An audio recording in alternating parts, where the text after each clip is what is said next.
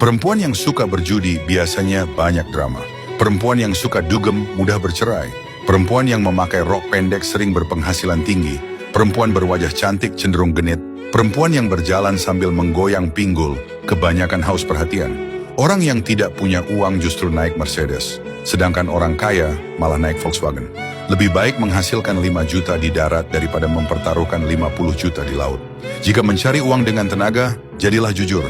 Jika mencari uang dengan otak, jadilah cerdik. Jika mencari uang dengan uang, jadilah sedikit kejam. Jika mencari uang dengan sumber daya, jadilah luwes. Menjelang ajal, seorang Taipan berkata kepada putranya, "Rizky, jika papa meninggal, katakan kepada semua orang bahwa papa mati karena AIDS. Jangan bilang papa kena kanker." Rizky terkejut. "Tapi pa, AIDS itu memalukan sekali." Sang Taipan menghela napas. "Memalukan memang, tapi kalau orang percaya itu, tidak akan ada satupun pria yang berani menikahi ibumu. Akhirnya seluruh warisan akan tetap menjadi milikmu." Lalu sang Taipan berkata lagi, "Jika suatu hari ibumu pergi membawa semua uang, dan kamu kehabisan biaya hidup, datanglah ke sebuah kompleks perumahan. Tempelkan pengumuman. Siapapun yang menemukan dan mengembalikan anjing kecil saya akan diberi hadiah 50 juta rupiah. Setelah itu, bawa seekor anjing kecil berjalan-jalan keliling kompleks. Tanyakan kepada siapapun yang terlihat sibuk mencari, 'Ini anjing siapa ya?' Karena tergiur hadiah 50 juta, pasti akan ada orang yang membeli anjingmu seharga 2 juta.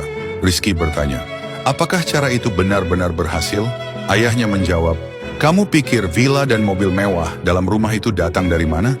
Di dunia ini, hal yang paling kuat bukanlah uang atau kekuasaan, melainkan cara berpikir yang membuat orang lain tunduk." Tidak lama setelah sang Taipan wafat, Rizky melamar kerja sebagai sales property. Ia berkata bahwa ia tidak menuntut gaji tinggi, yang penting bisa belajar dan bisa menjual rumah. Manajernya senang, memberinya gaji terendah. Rekan-rekannya mengejek, "Bodoh sekali anak ini." 1 bulan kemudian, Rizky membeli lantai paling premium di gedung itu dan menerima komisi lebih dari 500 juta rupiah, lalu langsung mengundurkan diri.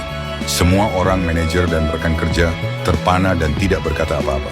Beberapa hari kemudian, Rizky membawa 2 botol minuman impor mahal untuk menemui pimpinan pihak A. Begitu masuk, ia melihat pimpinan sedang makan dengan 2 atasan lain. Rizky langsung sigap, mengeluarkan 50 ribu rupiah dan berkata, "Pak Bambang, ini minuman yang Bapak minta saya beli. Uang kembaliannya saya taruh di meja ya. Silakan Bapak lanjut makan, saya pamit dulu." Keesokan harinya, pimpinan itu menelepon, "Datanglah untuk tanda tangan kontrak." Pepatah mengatakan, memahami dunia adalah ilmu, memahami manusia adalah seni. Jika Anda tidak memahami tabiat manusia, bagaimana Anda bisa bertahan di kerasnya kehidupan? Kisah Rizky dan Dewi pujaannya. Suatu hari, di perjalanan pulang, Rizky melihat seorang perempuan cantik berdiri di depan sebuah ruko. Ternyata ia ingin menyewa ruko itu untuk membuka usaha, tetapi biaya broker terlalu tinggi dan dananya tidak cukup. Rizky langsung mengambil sebuah batu bata, memecahkan kaca ruko, lalu meninggalkan nomor telepon dan pesan, "Maaf, saya tidak sengaja memecahkan kaca ini. Silakan hubungi saya untuk ganti rugi." Besoknya, pemilik ruko menelepon. Tanpa perantara, Rizky langsung dapat kontrak sewa. Karena perempuan itu belum tahu usaha apa yang cocok, Rizky menyuruhnya memasang papan. Ruko disewakan. Telepon masuk tanpa henti. Rizky menanyakan kepada setiap penelepon, seolah ia pemilik ruko, ide usaha apa yang ingin mereka jalankan.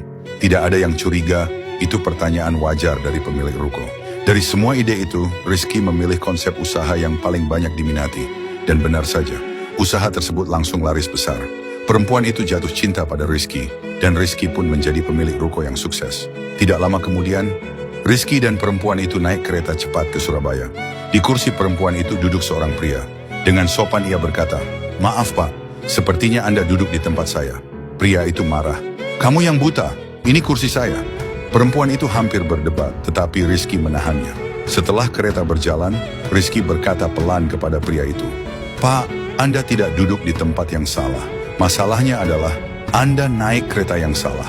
Kereta ini menuju Surabaya, sedangkan tiket Anda menuju Bandung." Pria itu melihat tiketnya, menyesal tapi sudah terlambat. Kesimpulan kapanpun jangan pernah berseteru terang-terangan. Saat konflik muncul, jangan menjadi orang pertama yang membalik meja. Di tempat terang harus sabar, di tempat gelap harus tajam. Orang hebat tidak bertarung secara terbuka, mereka bertarung dalam diam. Maka saya menyarankan Anda membaca buku strategi puncak ini dan taktik menuju kemenangan. Buku ini mengumpulkan lebih dari 100 kasus psikologi sosial dan keterampilan perilaku yang paling mendalam dan terbaru, dengan 50 strategi praktis yang dapat diterapkan di tempat kerja, dalam pergaulan sosial, dalam keluarga, maupun di dunia bisnis. Buku ini akan mengajarkan Anda cara menjadi orang baik tanpa membiarkan siapapun memanfaatkan Anda. Menjadi cerdas tanpa kehilangan kejernihan dan ketulusan hati.